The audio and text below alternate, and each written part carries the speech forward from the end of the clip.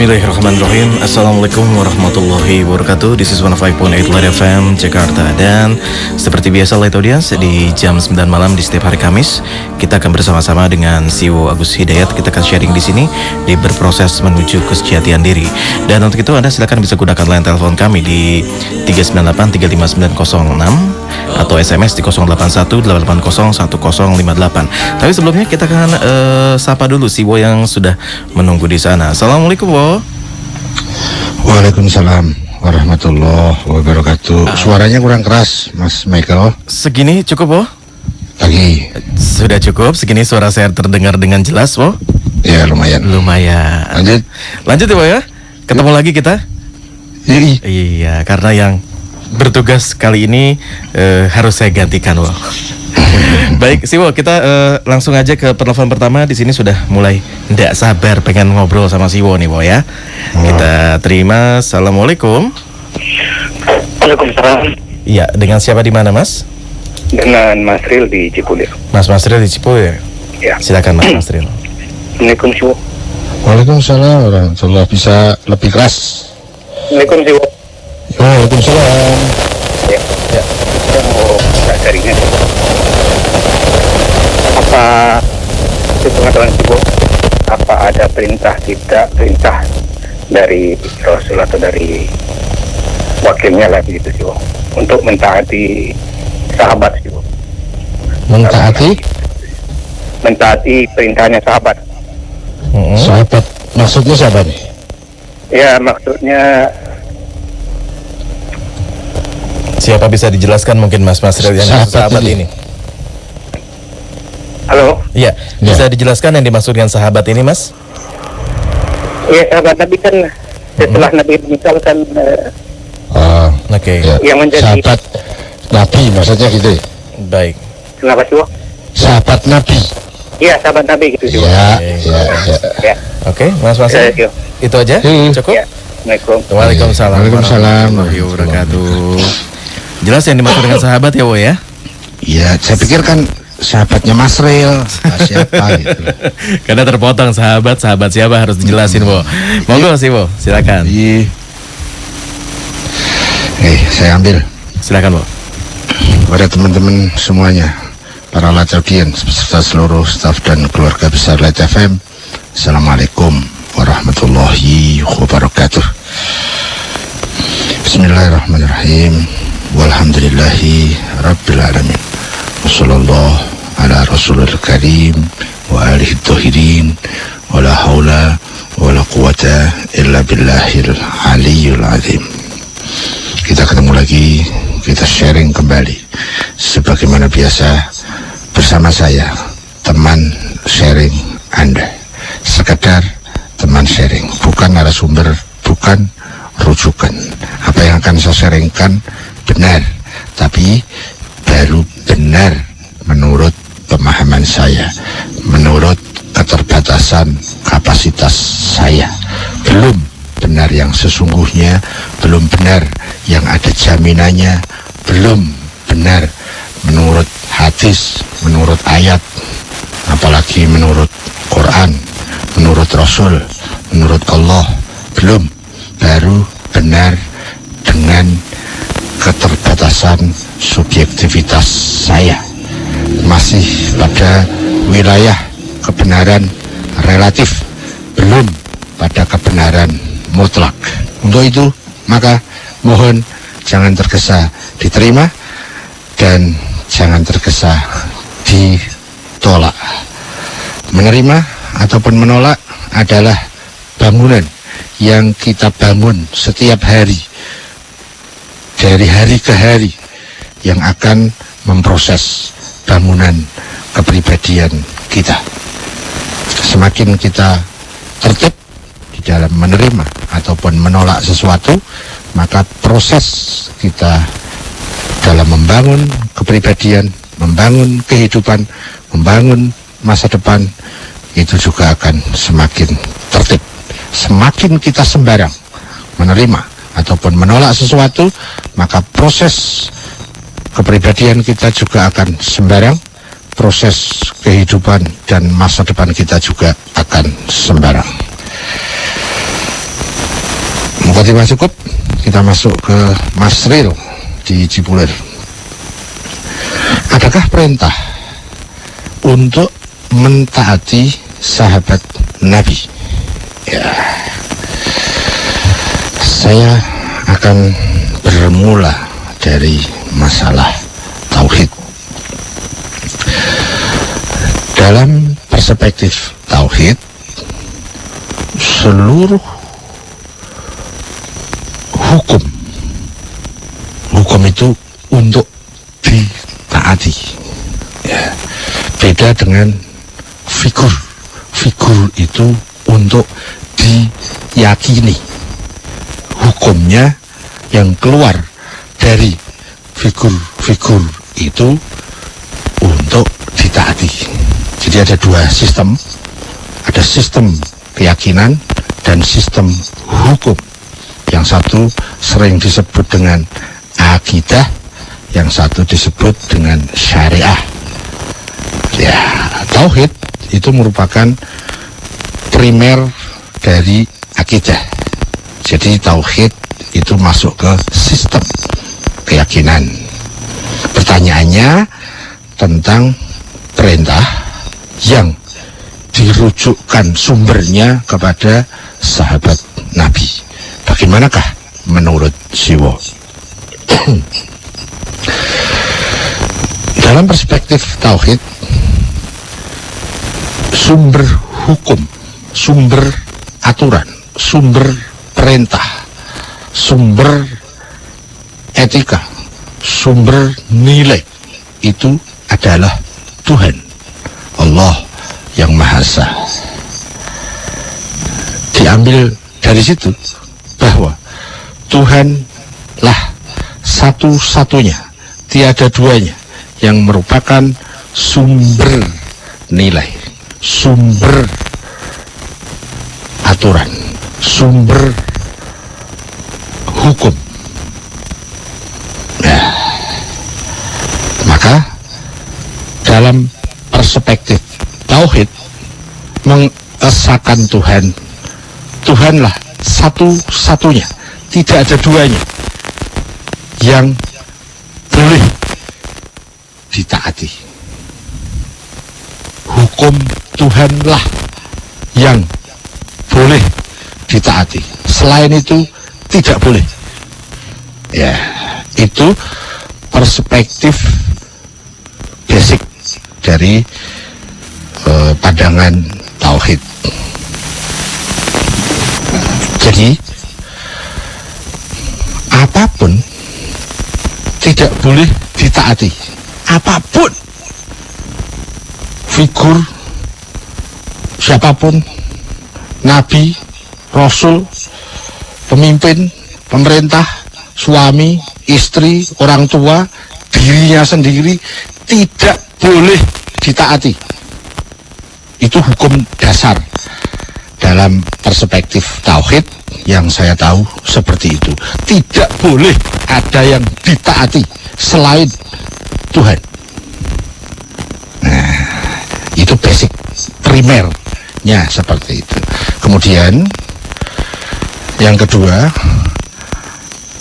apapun, siapapun yang diperintahkan oleh Tuhan untuk ditaati, maka kita wajib mentaati atas perintah Tuhan. Jangan lupa, ini poin kedua. Poin kedua ini hanya ada setelah poin pertama. Ketaatan hanya kepada Tuhan. Poin kedua, boleh taat kepada selain Tuhan kalau ada perintah dari Tuhan. Contohnya, taatilah wakilku, taatilah utusan-utusanku. Nah, nanti di poin ketiga ini lebih luas. Berdasarkan perintah dari Tuhan, kita harus taat kepada kebenaran dari manapun datangnya. Ya, meskipun pun nanti ada marotib, ada urutan tertibnya, ada hierarkinya. Misalnya begini, kita diperintah mentaati kebenaran. Ini masuk ke poin ketiga, ya. Jadi basicnya taat itu hanya boleh kepada Allah. Kedua, kita boleh taat kepada figur-figur karena perintah Allah. Kemudian kita boleh taat kepada kebenaran. Nah, di poin ketiga ini ada urutan hierarki tertibnya. Misalnya begini, Mas Riel memberi perintah kepada saya, perintahnya benar, ya, saya wajib mentaati kebenaran, bukan mentaati Mas Riel, tetapi wajib mentaati kebenarannya yang kebetulan keluarnya dari Mas Riel. Namun kalau perintahnya sama-sama benar, dan yang satu lagi ada perintah dari ibu saya, itu tertibnya di sini harus jelas. Saya harus mendahulukan perintah ibu yang benar dibandingkan perintah Mas Riel yang benar. Ya, ini poin ketiga. Kalau poin pertama jatuhnya mutlak, poin kedua para utusannya itu jatuhnya mutlak. Nah, yang poin ketiga itu tentang kebenaran. Kebenaran itu bisa dari mana saja. Kalau pemerintah Indonesia misalnya memerintahkan hal yang benar, kita wajib taat. Bukan taat kepada pemerintah, tapi taat kepada kebenaran yang dikeluarkan oleh pemerintah. Asasnya taat kepada Tuhan, karena Tuhan memerintahkan kita mentaati kebenaran. Yang poin ketiga tadi. Ya. Kemudian itu ada hierarki. Bagaimana pada saat ada dua perintah bareng datangnya dari teman dan dari orang tua. Itu yang dari orang tua harus diprioritaskan. Bagaimana kalau datangnya bersamaan, perintahnya sama-sama benar dari orang tua dan dari guru spiritual. Guru spiritual ya, bukan guru akademik. Maka hierarkinya guru spiritual harus diprioritaskan. Ya. Kalau ada dua perintah sama-sama benarnya, yang satu dari orang tua, yang satu dari ahli fikih, ya, hierarkinya yang perintah ahli fikih diprioritaskan ketimbang orang tua, ya. Tetapi jangan lupa bahwa taat kepada orang tua, taat kepada figur guru siapapun, ya, selain yang memang sudah didekretkan sebagai utusan Allah, itu substansinya pada kebenaran, bukan pada figurnya. Ini yang di poin ketiga. Taat kepada orang tua itu karena kebenarannya, bukan karena orang tuanya. Makanya kalau orang tuanya salah, boleh untuk tidak ditaati. Istri kepada suami, perintah suami yang benar wajib ditaati, tetapi bukan faktor suaminya, tapi kebenarannya. Sehingga kalau suaminya salah, istri boleh tidak mentaatinya. Kalau kita bicara masalah suaminya, itu masuk kepada hierarki mana yang lebih prioritas. Contohnya seperti tadi, ada perintah suami dan ada perintah guru spiritual, sama-sama benarnya dan perintahnya bersamaan, lebih diprioritaskan yang perintah guru spiritual. Kalau bagi istri datang perintah benar, sama-sama benarnya bersamaan, yang satu dari suami, yang satu dari bapaknya, prioritasnya jatuh pada suami. Nah, di situ ada hierarki deh. Tapi itu terkait dengan poin ketiga. Poin pertama, asas ketaatan hanya kepada Allah. Poin kedua, ketaatan mutlak kepada para utusan Tuhan karena dekret dari Tuhan. Poin ketiga, kita diperintah mentaati kebenaran dari manapun datangnya kebenaran itu. Di situ ada figur-figur yang tata letaknya secara hierarkis berbeda. Nah, sudah secara global. Sekarang kita masuk kepada masalah sahabat. Adakah perintah kita untuk mentaati sahabat?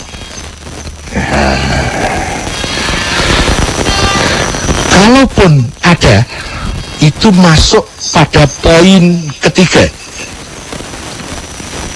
Saya tadi tanya, sahabat siapa? Sahabat Nabi. Ya. Kita juga perlu agak cermat memahami kalimat ini. Sahabat Nabi. Sahabat Nabi itu kita bisa lihat dari beberapa perspektif.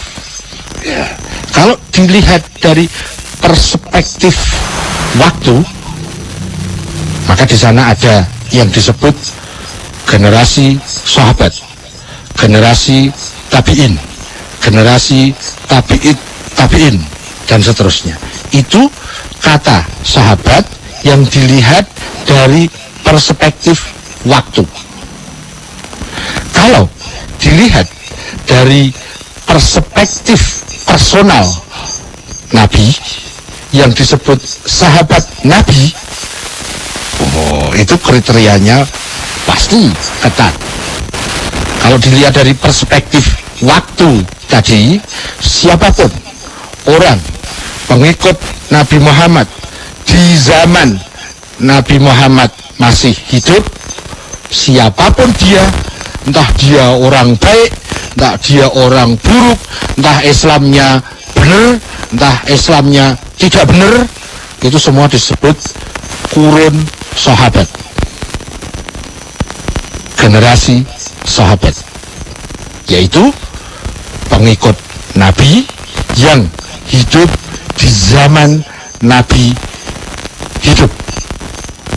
Itu semuanya, siapapun disebut sahabat.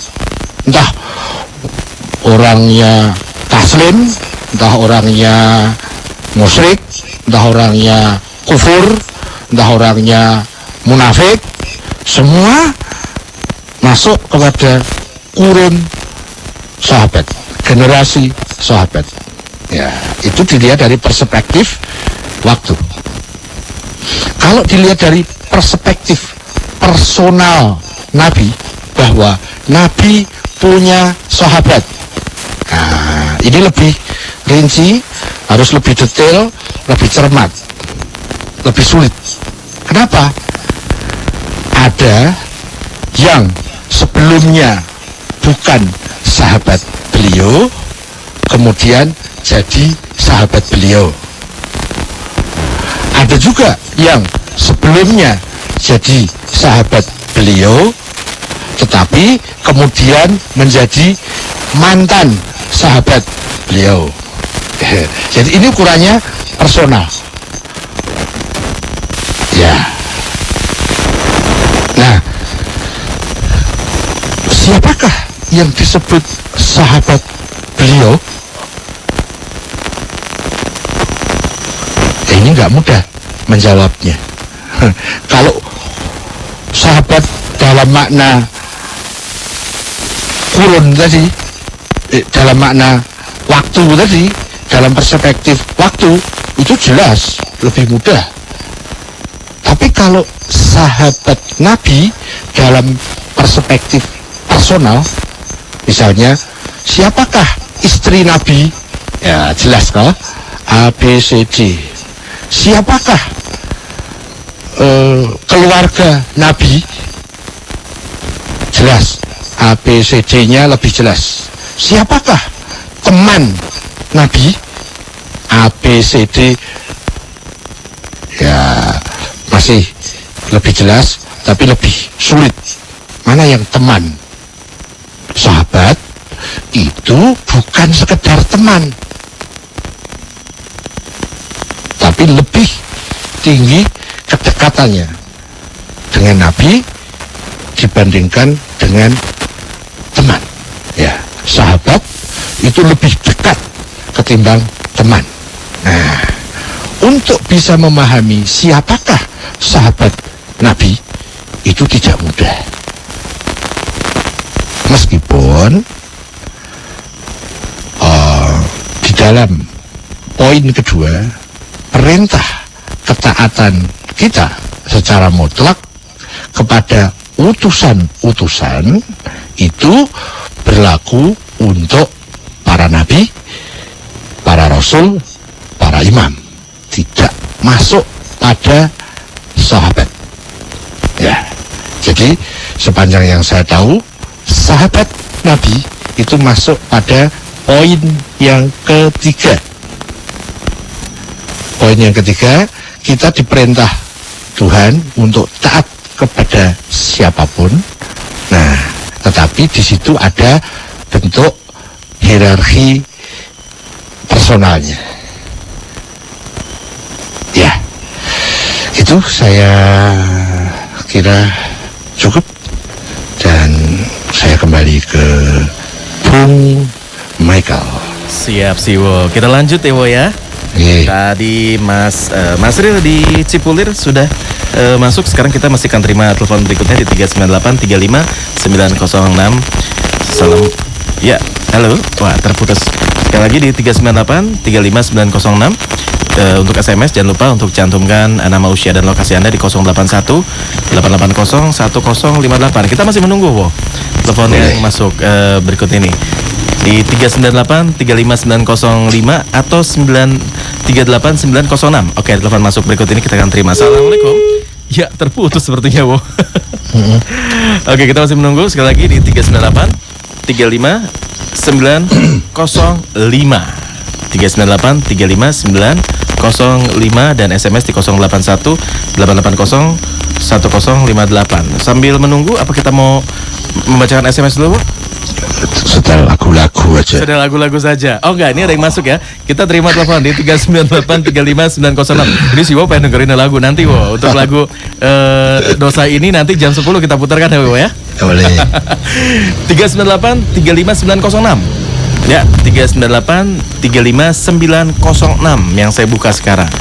Sekali lagi di 398 35906 atau SMS Anda nanti di jam 10 kita akan pilih, karena SMS sudah mulai banyak di 081 880 1058.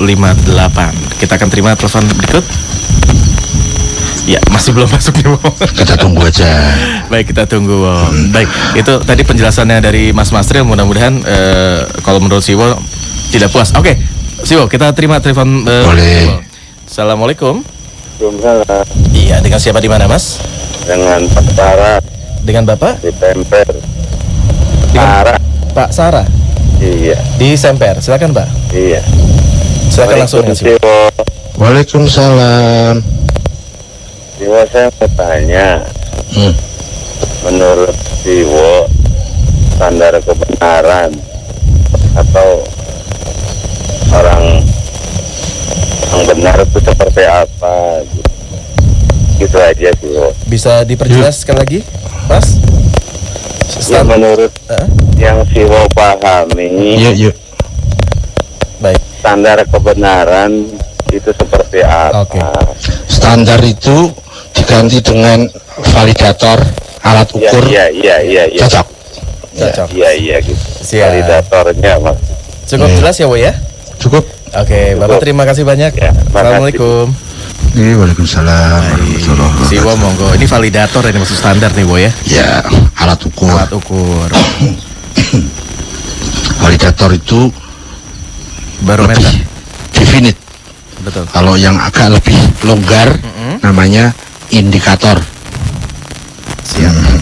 Ini Kalau lebih indikator itu space-nya masih agak luas. artinya validator lebih fokus ya, Bu ya? Kalau validator lebih sempit, limitasinya lebih tajam Oke. dan definitif.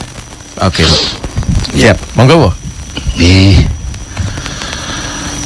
Apakah validator kebenaran atau orang yang benar? Ya, saya akan bedakan dalam dua kategori. Kategori pertama tentang validator kebenaran, itu kaitannya dengan teori. Yang kedua, orang yang benar. Teori tadi diterapkan menjadi bentuk praktis untuk menilai, mengukur orang. Yang pertama lebih mudah dibanding yang kedua. Saya akan coba dari yang pertama. Validator kebenaran. Kebenaran saya akan bagi lagi menjadi dua. Kebenaran dalam sistem keyakinan.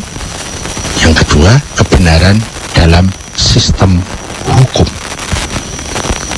Ya, kita sering mendengar supremasi hukum. Ya, tapi kita amat jarang mendengar tentang supremasi keyakinan. Jarang toh? Ya, maksudnya larinya ke supremasi ketuhanan, supremasi utusan Tuhan. Itu amat jarang, nyaris tak terdengar. Yang selalu terdengar supremasi hukum. Padahal hukum kalau lepas dari pondasinya, yaitu keyakinan, maka tidak akan pernah bisa berjalan.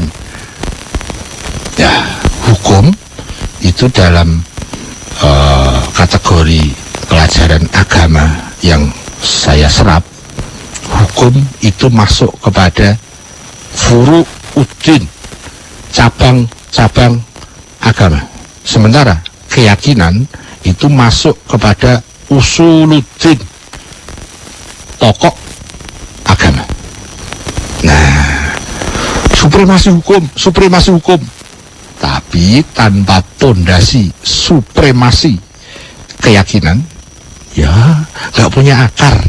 Jadi bisa diombang-ambingkan hukum itu oleh orang-orang yang tidak jelas keyakinannya. Apalagi kalau keyakinannya hanya kepada diri, ego namanya. Wah, supremasi hukum tinggal slogannya saja. Ya, validator kebenaran. Kalau dalam sistem keyakinan, maka standar validator kebenaran itu ada pada kaidah akliyah, sering disebut dengan dalil akli. Dalam sistem keyakinan, misalnya begini, apakah keyakinan saya itu benar? Apakah keyakinan Anda itu benar? Ini dalam teori, ya, belum ke orangnya, konsepnya dulu. Kebenaran keyakinan itu harus diukur dengan akliyah. Akliyah adalah kesimpulan berpikir menurut alur akal, menurut alur kaidah nurani, bukan kaidah nafas. disebut dengan akliyah. Berpikir, tapi yang dikomandoi oleh nurani, bukan berpikir sembarang. Kalau berpikir sembarang, itu bukan akli. Ya, dalil akli adalah kesimpulan berpikir yang dibangun di atas kaidah nurani, akal.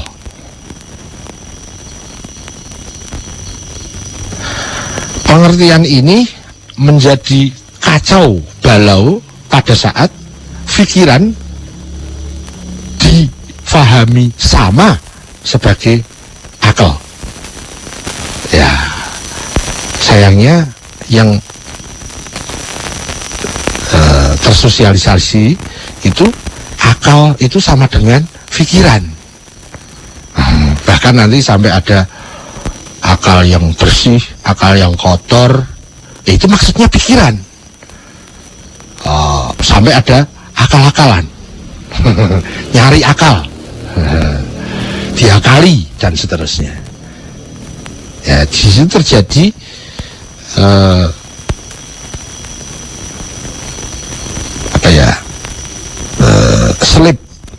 selip definisi. Akal didefinisikan sebagai pikiran. Nah, itu menjadi kacau. Apa yang disebut akli atau dalil akli itu tidak pernah ketemu. Paling tidak itu yang sempat saya alami cukup lama pada saat masih muda. Bingung, apa sih dalil akli itu? Nah, paling tidak kemudian dari proses-proses, paling tidak hingga saat ini, yang saya pahami sebagai dalil akli yang bisa dijadikan sebagai validator kebenaran adalah kesimpulan-kesimpulan berpikir yang dibangun di atas kaidah akal. Kesimpulan rasional yang dibangun di atas kaidah nurani. Itu merupakan validator kebenaran pada sistem keyakinan. Bahkan nanti, apakah Anda yakin bahwa Al-Quran itu wahyu? Nah, itu mencarinya itu harus dengan akli. Tidak bisa mencarinya lewat ayat. Itu tidak bisa. Yakinkah Anda bahwa Al-Quran itu wahyu? Yakinkah Anda bahwa surat Al-Fatihah itu wahyu? Mencarinya harus dengan akliyah. Standar validatornya adalah akli. Tidak bisa dengan nakli. Ya, di dalam sistem keyakinan, di dalam sistem akidah, validator pertama untuk mengukur keyakinan saya, keyakinan sesuatu keyakinan itu benar atau tidak benar, alat ukurnya adalah dengan argumentasi akliyah. Benarkah Tuhan itu ada? Bagaimanakah Tuhan itu? Apakah benar Tuhan itu punya utusan? Benarkah hari akhir itu ada? Bagaimana kita membangun keyakinan? Nah, itu validator primer adalah akliyah.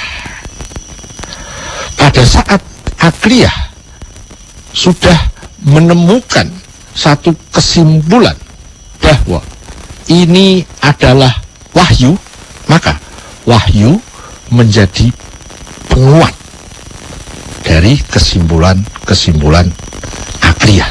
Tetapi untuk menemukan ini wahyu atau bukan, itu harus dengan akliyah. Setelah akliyah memutuskan, yes, berdasarkan argumentasi akliyah yang tertib, ini adalah wahyu. Nah, wahyu kemudian bisa diambil sebagai penguat terhadap kesimpulan-kesimpulan akliyah itu. Ini terkait dengan wilayah keyakinan. Ya, kebenaran pada wilayah keyakinan. Nanti pada yang kedua, kebenaran di wilayah hukum. Itu apakah validatornya? Ya, validatornya adalah nakliyah.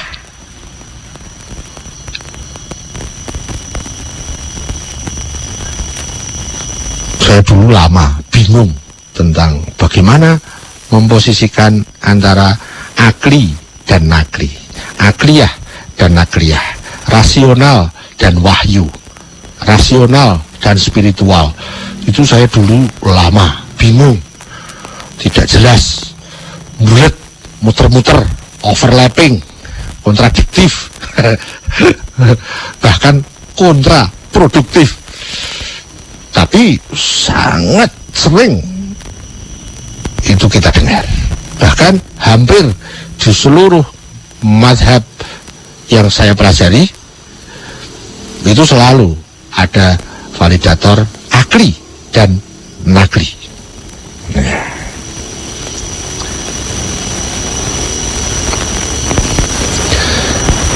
Saya ulangi singkat agar tidak ada miss, ya. Alat ukur validator kebenaran di dalam konsep atau teori dibagi dua. Ada kebenaran terkait dengan masalah keyakinan, ada kebenaran terkait dengan masalah hukum.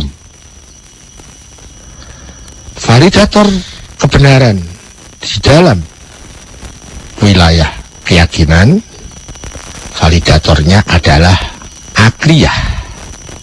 Pada saat akliyah sudah menemukan wahyu, maka wahyu berposisi sebagai penguat dari akliyah.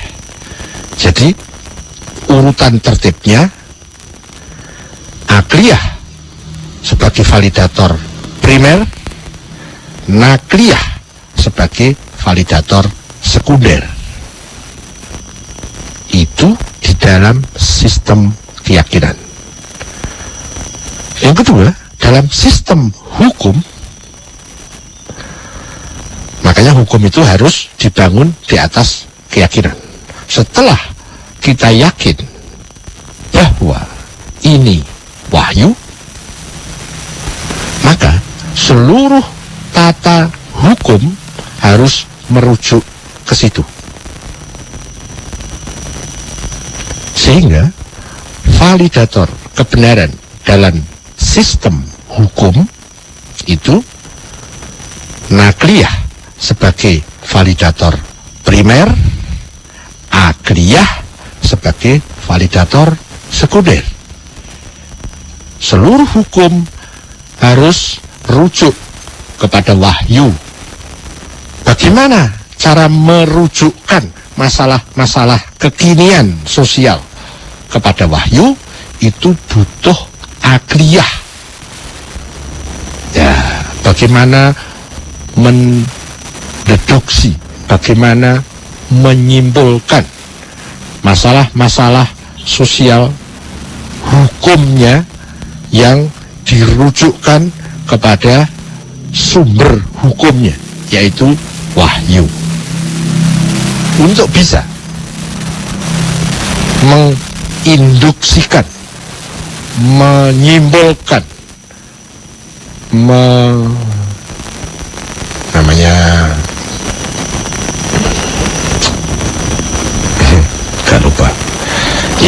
contohkan saja ya. Jadi misalnya begini,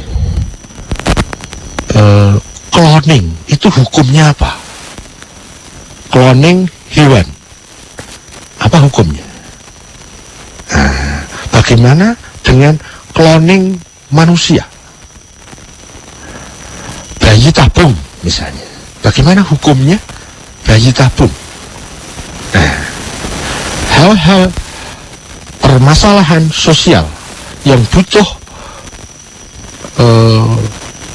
kesimpulan-kesimpulan detail itu harus dirujukkan, disimpulkan, diinduksikan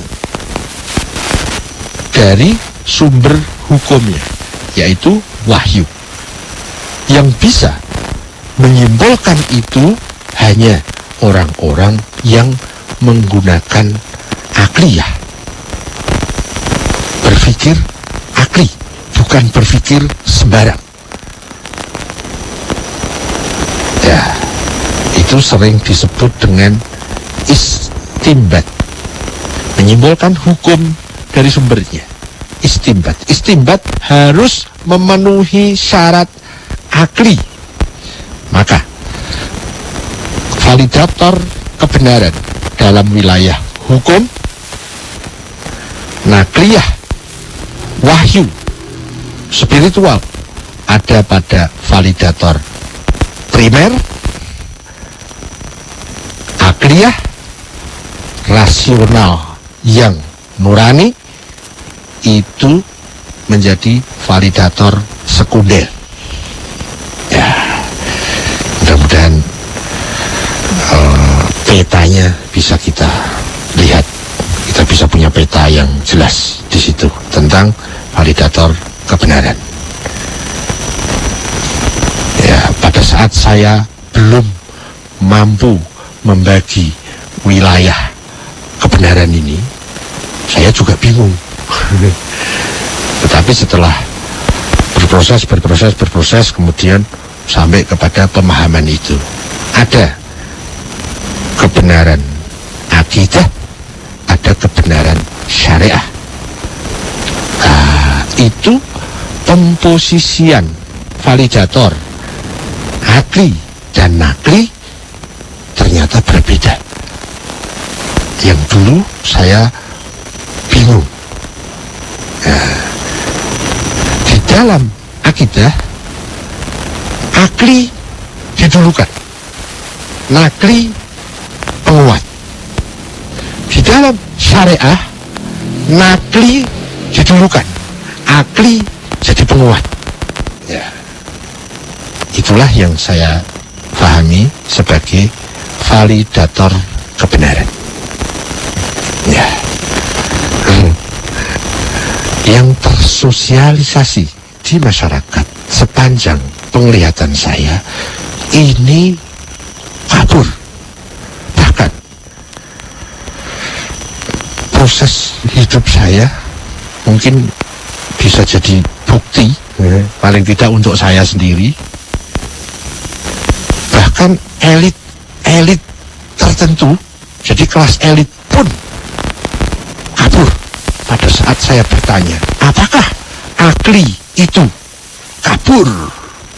Definisinya tidak jelas, overlap, bahkan kontradiktif. Loh, kok gini?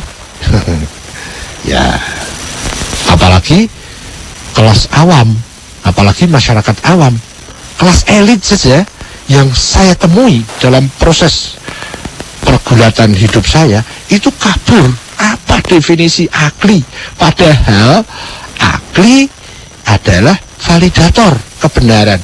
Lah kalau alat ukurnya tidak jelas, bagaimana mungkin bisa mengukur? Oh, alat ukurnya saja tidak